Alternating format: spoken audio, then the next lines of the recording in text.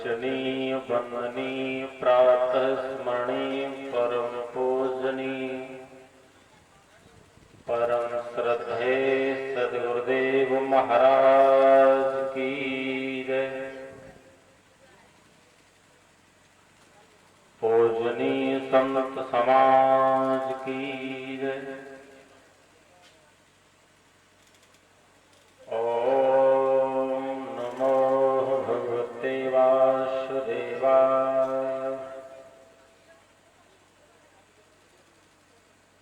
ओम अखंडमंडलाकारं व्याप्तं येन चराचरम्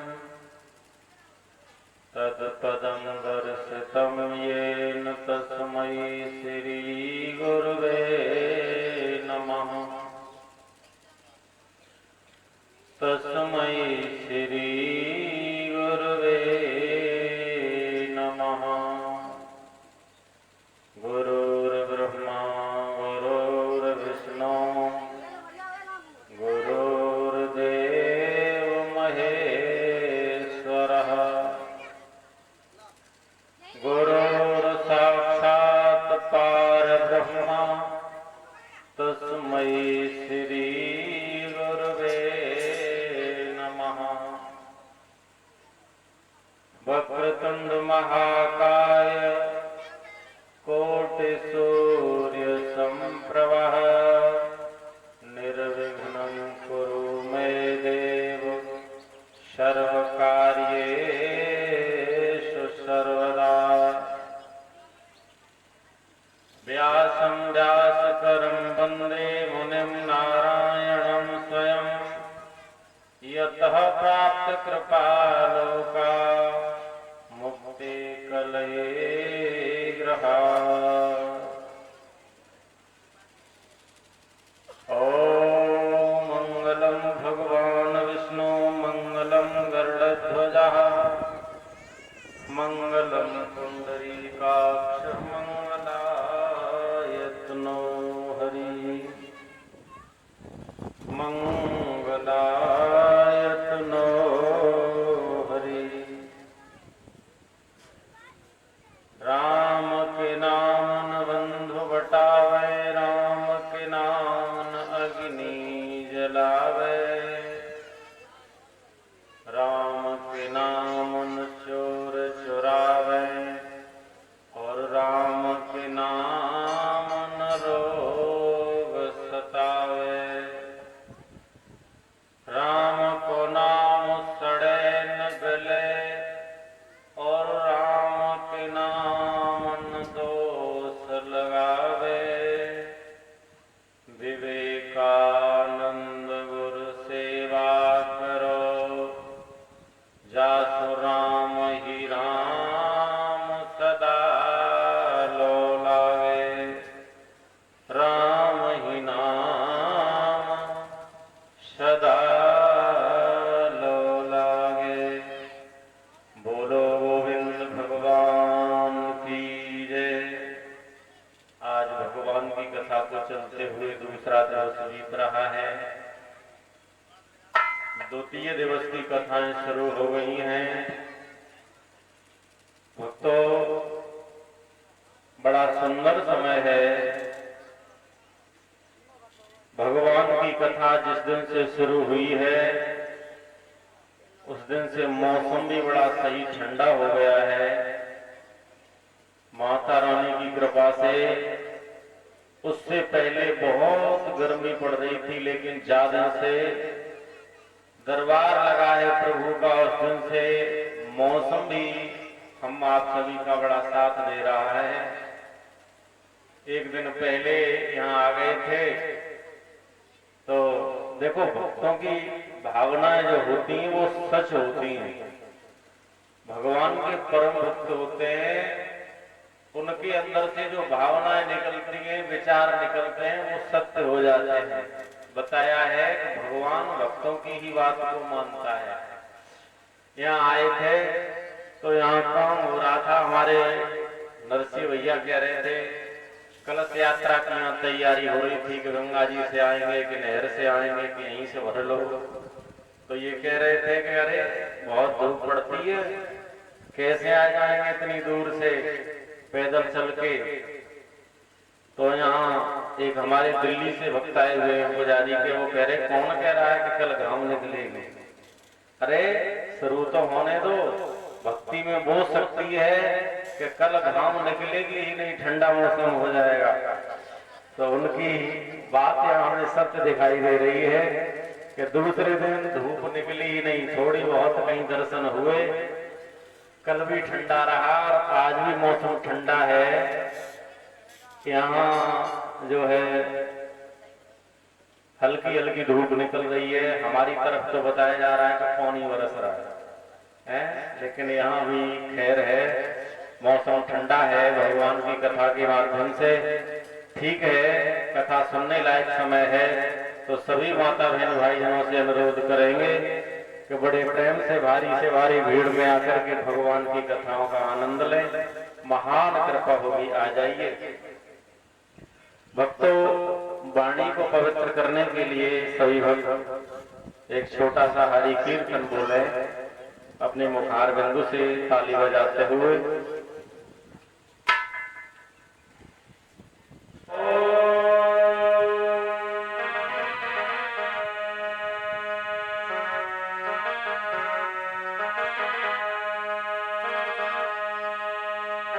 ओम नमो परमात्मा मन सुमिर ले जगदीश। सद्गुरुदेव महाराज के जो चरण नवासी,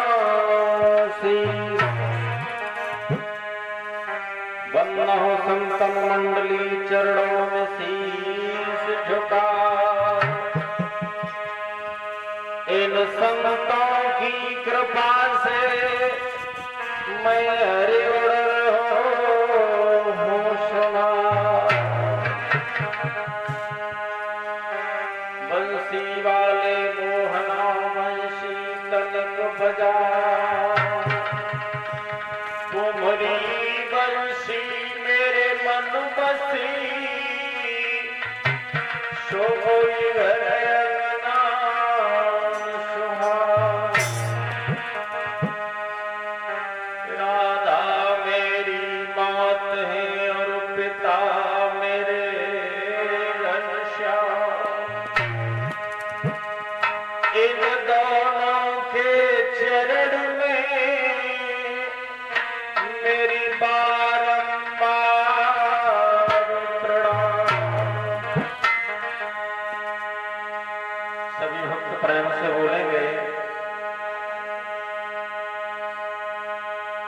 अरे मेरी सुरती भूल मत जइयो गुरुजी,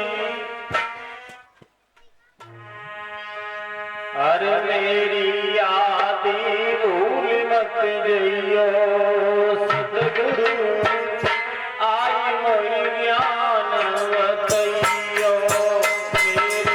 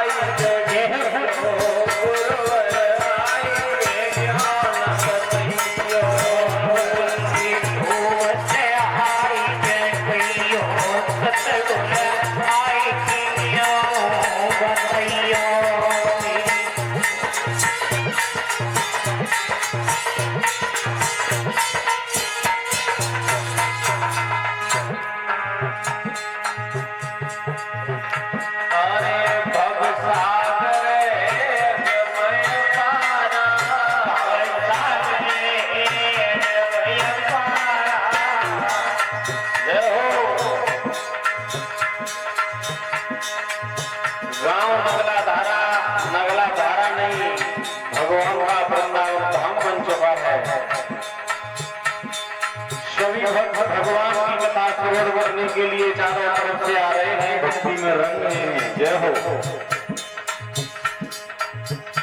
आए भव सागर अगमय पारा, भव सागर अगमय पारा, और भटक रहा हूँ मारा मारा, भटक रहा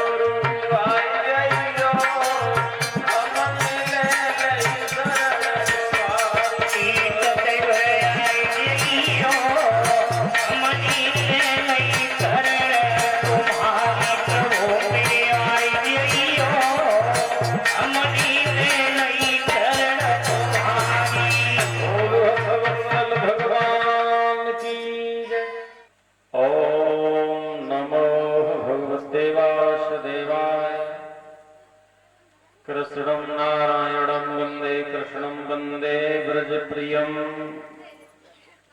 कृष्णं द्वैपायनं वन्दे कृष्णं वन्दे प्रथासुतं सच्चिदानन्दरूपाय श्योत्पत्यादिहेतवे तापत्रय विनाशाय श्रीकृष्णाय वयं नमः। श्रीकृष्णाय वयं नमः। नेम से सूतमासीनम् अभिवादे महामतिं कथामृतरसा स्वादकुशलः सौनको अब्रवीतः। माता बहनों भाईजनों, नीम सारण्य क्षेत्र में बैठे हुए सूत जी महाराज सोनपात्र 88,000 महात्माओं को भगवान की पावन कथा श्रवण करा रहे हैं और समझा रहे हैं, हे महात्माओं, हे सौनक जी, इस दुनिया में जो आया है वो एक दिन गया है। ये भगवान की कथा ऐसी है जो दुष्ट से दुष्ट व्यक्तियों का भी उद्धार करा देती है। कल हमने आपको समझाया कि इस भागवत पुराण की कथा से भक्ति ज्ञान वैराग का उद्धार हुआ। और आज आप लोगों ने श्रवण किया, बहुत बड़ा नीच खल दुष्ट अत्याचारी धुंधकारी, उसका भी इस भगवान की पावन कथा से उद्धार हुआ है। बताया है इनके भैया गौकर्ण ने धुंधकारी के उद्धार के लिए जगह जगह जाकर के देव स्थानों पर पिंडदान किया है। दान पुण्य करते फिरे, लेकिन फिर भी धुंधकारी का उद्धार नहीं हुआ। तो गौकर्ण ने अपनी तपस्या के बल से भास्कर भगवान की गति को रोक दिया है, सूर्य को रोक दिया। तो उन्होंने कहा, गौकर्ण ऐसा क्यों कर रहे हो, क्या बात है? तो गौकर्ण ने पूछा है भास्कर भगवान से, प्रभु मुझे बताओ मेरे भैया धुंधकारी का उद्धार कैसे होगा? तो स्पष्ट शब्दों में भास्कर भगवान ने भी गौकर्ण महाराज से कहा कि तुम भागवत महापुराण की कथा धुंधकारी को श्रवण कराओ, तो वो प्रेत योनि से निकल सकता है, उसका उद्धार हो जाएगा। माता बहनों भाईजनों, ऐसा सुनकर के गौकर्ण महाराज ने श्रावण महीने में अपने भैया धुंधकारी के उद्धार के लिए भागवत महापुराण की कथा को श्रवण कराया है, जिसमें आकर के धुंधकारी का उद्धार हुआ है। माता बहनों भाईजनों, लोग कहते हैं कि इस दुनिया में संतान के द्वारा नाम चलता है। कुछ कुछ लोगों के पास में बेटा बेटियां नहीं होते तो लोग पछताते हैं और ये कहते हैं कि हमारा तो जीवन बेकार है, किसके लिए करें, क्या करें, समझ में नहीं आता है। माता बहनों भाईजनों, लेकिन हमारा ये शास्त्र कह रहा है, पुराण बता रहा है कि बेटा बेटियों के बगैर जीवन बेकार नहीं है। जीवन बेकार किसके बिना है?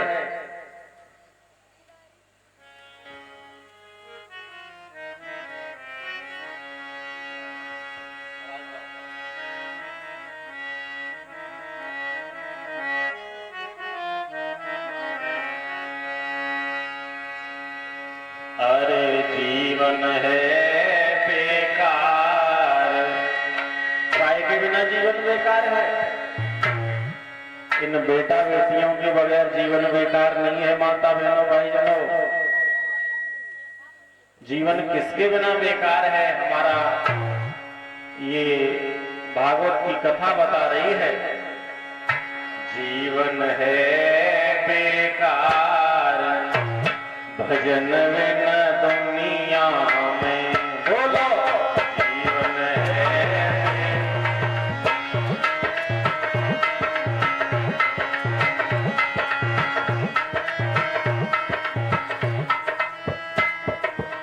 आवाज बढ़ाओ हारमोनियम की।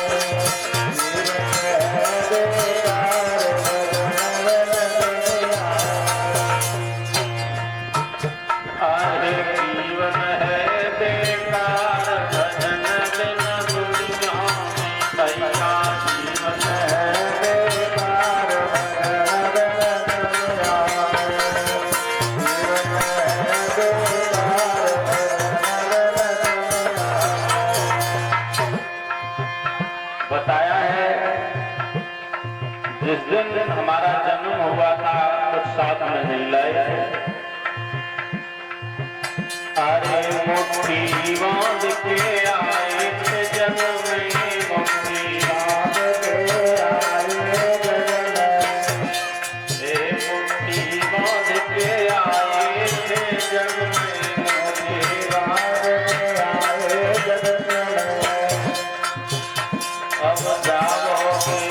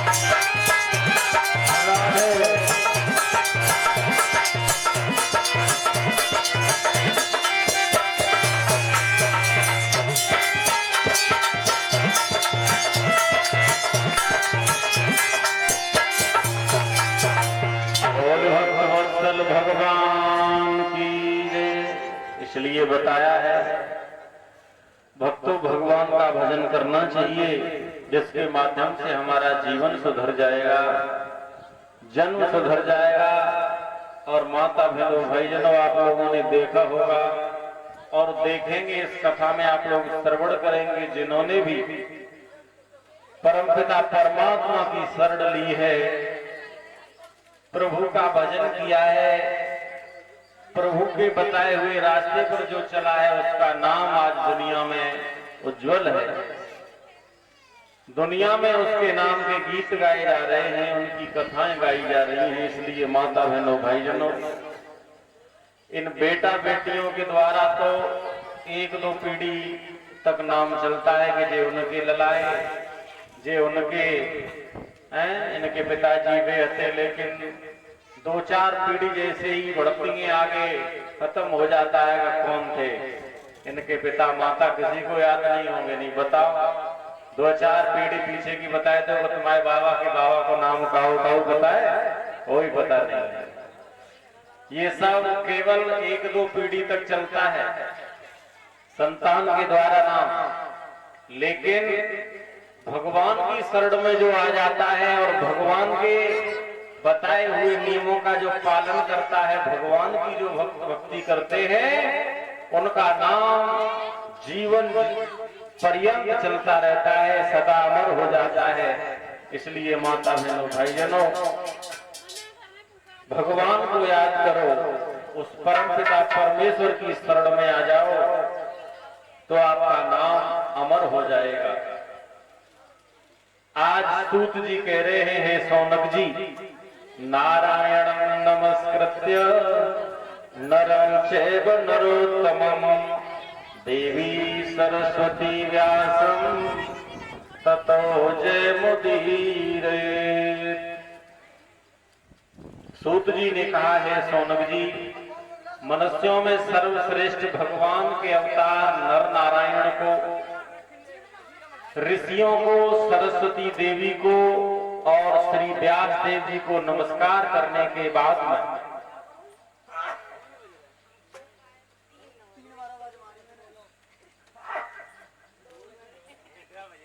संसार और अंतःकरण के समस्त विकारों पर विजय प्राप्त कराने वाले श्रीमद् भागवत महापुराण का पाठ करना चाहिए। बताया इस भागवत की कथा में, भागवत महापुराण में 12 स्कंध, 18 18,000 श्लोक और भगवान के 24 अवतारों का वर्णन दिया हुआ है। हम तुम्हें सुनाते हैं कि भगवान के 24 अवतार कौन कौन से हुए। पहला अवतार भगवान का जो हुआ 4 बेटों के रूप में हुआ है, सनत, सनंदन, सनातन और सनत कुमार। दूसरा भगवान का अवतार बताया है कि भगवान ने दूसरा अवतार धारण किया सूकर के रूप में। तीसरा अवतार नारद के रूप में लिया। चौथा अवतार नर नारायण के रूप में। पांचवा अवतार कपिल ऋषि के रूप में भगवान ने लिया। छठवां अवतार भगवान का दत्तात्रेय अवतार हुआ। सातवां अवतार यज्ञ अवतार हुआ। आठवां ऋषभदेव। नवां अवतार पृथु अवतार हुआ। 10वां अवतार मत्स्य अवतार हुआ। भगवान ने मछली का भी रूप धारण किया। 11वां अवतार भगवान का कच्छप अवतार हुआ। भगवान ने कछुआ का भी रूप धारण किया। 12वां अवतार भगवान का धर्मंतरी अवतार हुआ, जो कलश अमृत का कलश लेकर के निकले। और 13वां अवतार भगवान का मोहिनी अवतार हुआ, जिस अवतार में भगवान ने देवताओं को अमृत पिला दिया और दैत्यों को बहका दिया, मोहिनी अवतार। 14वां अवतार भगवान का नरसिंह अवतार हुआ, जिन्होंने नरसिंह अवतार धारण करके भक्त प्रहलाद की रक्षा की और हिरण्यकश्यप का उद्धार किया। 15वां अवतार भगवान का वामन अवतार हुआ। वामन अंगल के बनकर के भगवान आए। और 16वां अवतार परशुराम अवतार। 17वां अवतार व्यास अवतार हुआ। 18वां अवतार बताया है राम अवतार में भगवान आए। 19वां अवतार बलराम अवतार। 20वां कृष्ण अवतार। 21वां बुद्धावतार और 22वां हंस के रूप में भगवान ने अवतार लिया। 23वां हयग्रीव अवतार हुआ और 24वां अवतार अभी हुआ नहीं, इस कलयुग में होगा। ये 24 अवतारों की कथा आप लोग इस भागवत महापुराण में 7 दिन तक श्रवण करेंगे। इन सभी अवतारों का वर्णन श्रवण करने को आपको मिलेगा। रोजाना समय से आने का कष्ट करेंगे। माता बहनों भाईजनों, एक दिन की बात है, एक समय एकांत में बैठे थे मुनि व्यास और उसी समय देवर्षि भी आए उनके पास। एक दिन व्यास जी महाराज बैठे हुए चिंता कर रहे थे। समझ में नहीं आ रहा था कि मैंने लिखते लिखते 17 पुराणों की रचना कर डाली, 17 पुराण लिख दिए, लेकिन संतोष मेरे हृदय में नहीं आ रहा है। सुख की प्राप्ति नहीं हो रही है, आनंद नहीं आया। व्यास भगवान उसी समय देवर्षि नारद व्यास भगवान के पास में आ गए और बोले हैं देवर्षि नारद व्यास भगवान से, प्रभु आज कैसी चिंता में बैठे हो, चिंता का कारण बताओ।